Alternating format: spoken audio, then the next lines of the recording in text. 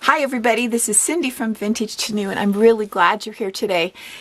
I have something really exciting. I have been working very hard on my next journal idea, and it's a rose garden. And so I have finally finished the page work in the journal. I haven't finished the ephemera part yet, but I'm going to show you what I have so far. So here's what we have. This, I'm thinking I will use as the center of one of my signatures, because when you open it up you see both sheets, and I think it's just beautiful. And I added lines, so for journaling would be great.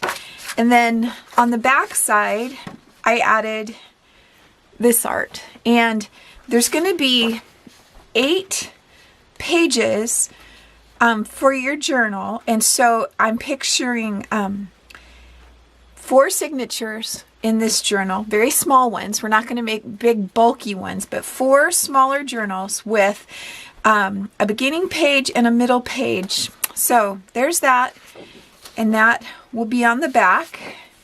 Then this next one, this is what I'm picturing would be the front page to go with that center page. There's that, and if you notice, it's got a 1924 calendar in the background to give you the lines that if you wanted to write. And then this is the back of this one. I added the little dots in the color because polka dots just make me happy. So it's got polka dots, and it also has lines for writing, if that's what you would like to do. But it looks like part of the design. So if you don't want to write on it, that's okay too. So this is the center of another signature. I just think this is so pretty, and it has faint lines across it. And the back of this one has another piece of sheet music, and I added lace and I added all kinds of stuff. But it has very faint lines in the background too. Here's another sheet here, and it has music and lace and all kinds of things. And the back of this one is this backing sheet. There's 4 backing sheets and 8 pages, so the backing sheets will get used twice in your book. The nice thing about the backing sheets, you could use them for your front pages also, but if you're like me, I have a really hard time. I have 2 printers that I use, and you have to load, when you do the back side, you load them in different, and I get it wrong so much of the time. So these sheets I put on the back, it could be either way and it would be perfectly fine. The front sheets, you do have an up and a down. So here is the beginning sheet of one, another one, and I have this backing sheet on this one. This is all sheet music, but I added lace and lines, and all of them I've added the antiquing around already. Here's this one. This one has 2 pieces of music in the background and crackles, but it has a little bird and its nest, and it says, this song here is Farewell, My Own True Love, and the Bluebird's Message. And then down here there's a couple other little songs, but I thought that was pretty, and I used this one on the back of this one. And so you would just pick and choose however you wanted to do it. So here is another one, and this one has the Sweet Kentucky Rose music in the back that I use for lines, and then I use Moonlight, the Rose, and You again on the back of this one. So that is going to be the pages for my book. And then remember the video I did yesterday where I used the gel food coloring. I played around a little bit more, and I added a dot of brown to the pink and to the green, and I love the color, the way it came out. So this is a book page. This is an index card. Some stationery, and as you can see, I think it's going to go quite nicely with our rose garden journal. And so I'll be folding these in half. And my goal is to find or to make a journal where I can use the full sheets of paper. So that's my goal. And I just wanted to share this with you today. I'm going to take time and I'm going to fold these, and I'm going to go through and trim off this white border that's around my images.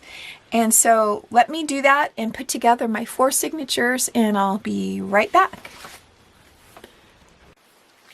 Okay, so I've got them all cut, and I have started putting them into the signatures. So I have the center and the beginning page, the center and the beginning page, and then I thought I would do some of them with you watching, because there's some really important things you've got to remember.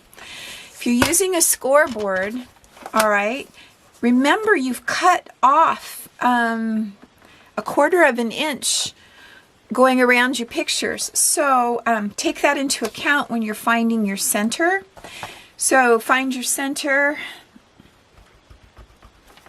and then use your scoreboard to score it. And here we go. We have another one. So here is my, let's see, is that the front page or the center page? So that's going to be my center page, and this will be my front page on this one. I love this. This is a 1920s, if you look in the background, Griffin Nurseries order form. So it was from the 1920s. So I wish we could still order all of our things at the prices from the 1920s. It was pretty awesome. Although I'm pretty sure, just like everything, it was expensive then too. So just keep working along doing this. And I remember when we did this last time, I said, so what do you do if you don't have a scoreboard? How do you get a good fold on your pages?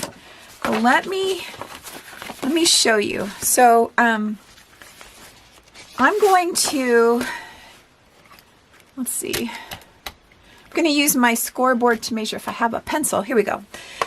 So let me find my center. So I would just be using a regular ruler, finding my center. So my center here is right here. And my center here would be right here. I marked it with my pencil. You have to mark it so you can see it. All right. And then there's a couple things you can do. You could still, put it on something that's a little cushy, maybe like this folder or something, and you could score it using a stylus or something like that. But the one thing I didn't get to show you last time, I wasn't prepared in my video, I didn't have my ruler, is to use your ruler and line it up on the bottom and the top of your mark, and then very gently crease it up and over your ruler. And it really helps to have a really flat little ruler like this one. All right, so there's that, and then really give it a good crease, and that works really well. So there's that way of doing it. So that's going to be the center, and this is the first page of this one, and this one goes this way. That one goes that way. All right, so let me just use my scoreboard really quick again here, taking into account that I cut off all around on all the edges. And I drew this line down here on one thing because it's really hard to keep your eye straight if you don't have an endpoint down there for me. So there is that. So we have our first page and our center page for that one too. So I'm going to start filling up with what I have, these signatures. I just ordered some cream colored paper from Amazon. I think I'm going to go with cream instead of white, and I'm thinking at this point I'm not going to antique it. So, because I'm not going to antique this paper here. So let's see how far we get with this paper that I have here. So how many sheets do I have? 1, 2, 3, 4, 5, 6, 7, 8, 9, 10, 11. All right. So I'm going to be one short. I think I'll do three pages per signature. So I'm going to open it up and just start putting in one. I am so happy with how this turned out. I think each page is just gorgeous and different. Each page is different. So there's 3 for this signature. Oh, you know what? There's one other thing we need to do before we really get started with this.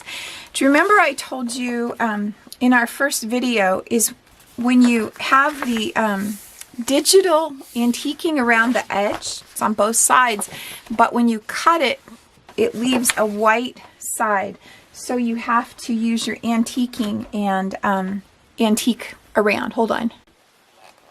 So here's my antiquing, and basically for this I just need to go around the edges, and then if it isn't as antiqued as you think you might like, you can add a little bit more to it.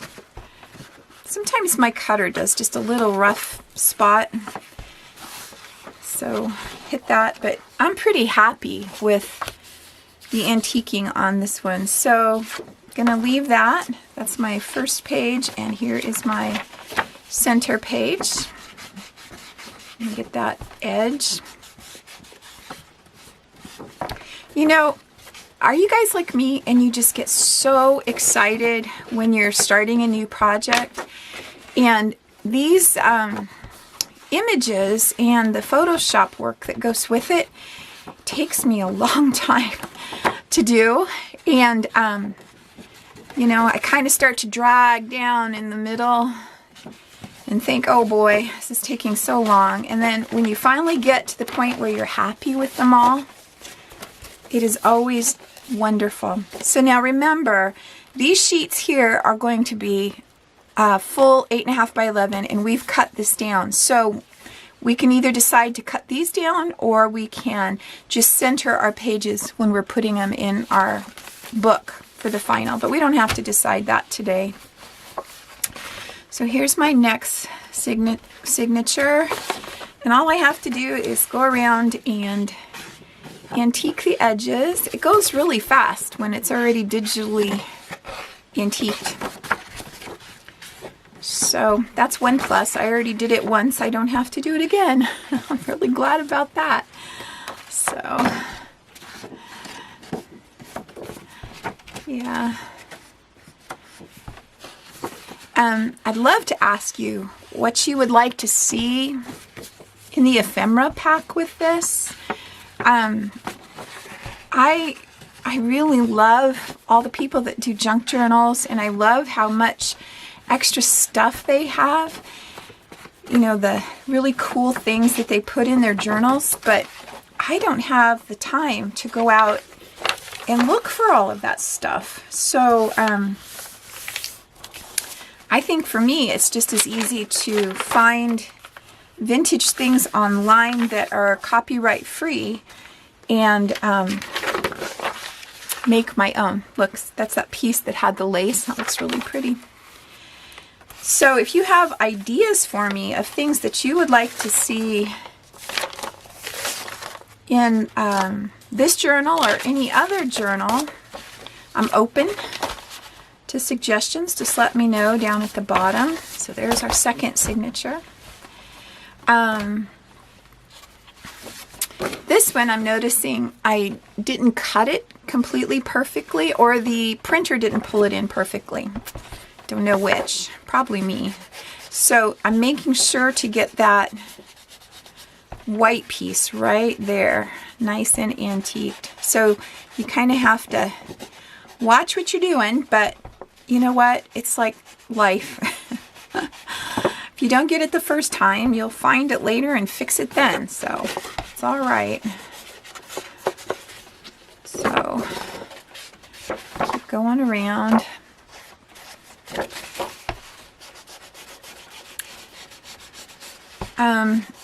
I have a couple ideas for the journal I want to do after this one. I love the period called Art Nouveau. That is my favorite period in art history. I wished it hadn't been so short. So I'm thinking somewhere along those lines, but if you have a favorite topic, let me know, and I'll see if I can work it in, and maybe you'll even persuade me that that's the one that we want to do next after this. So